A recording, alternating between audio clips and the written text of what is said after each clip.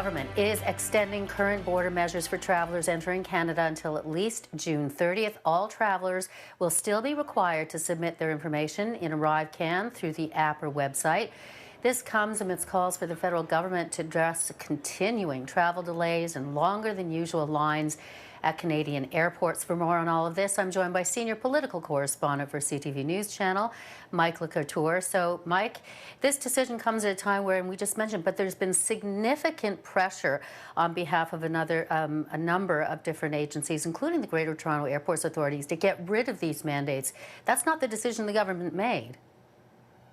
No, it wasn't, and it's interesting because when you talk about the pressure, there's been some political pressure as well. Consider that just yesterday, the Conservatives put forth a motion that was voted down to remove all of these types of travel restrictions, making sure that people wouldn't have to fill out the ArriveCAN app anymore, wouldn't have to go through any of those sort of screening questions or anything of the sort.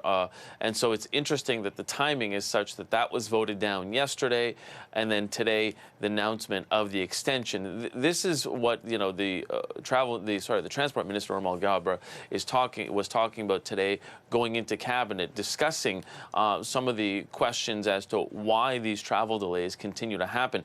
Interesting, and you're about to hear from him here, how he is not blaming a lot of the delays on the actual restrictions that have been imposed, that continue to remain in place.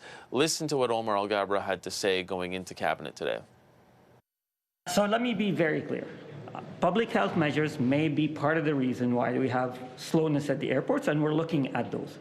But there are other jurisdictions that have volume issues that do not have any public health measures. In Europe, some airports don't have public health measures, yet they are facing similar, or if not worse, delays. Luggage handling has nothing to do with vaccine mandate, yet we're seeing slow. So all that to say, I'm not saying we're complacent, we need to be complacent, but to reduce the entire surge of traffic volume on public health measures is incorrect. There are other factors that we need to consider. And Bev, all this comes just a couple of days after the government has increased the number of screening officers, customer kiosks, and in an effort at these airports to try and reduce those wait times, which we're still seeing being fairly long. Yeah, and Mike, tell us about this. The Airport Authority in Ontario just commented on the delays with a clear ask for help. Yeah, yesterday, basically holding a press conference asking the federal government to do away with a number of these mandates, saying that, look, the summer depends on it. Have a listen now to the Greater Toronto Airport Authority president.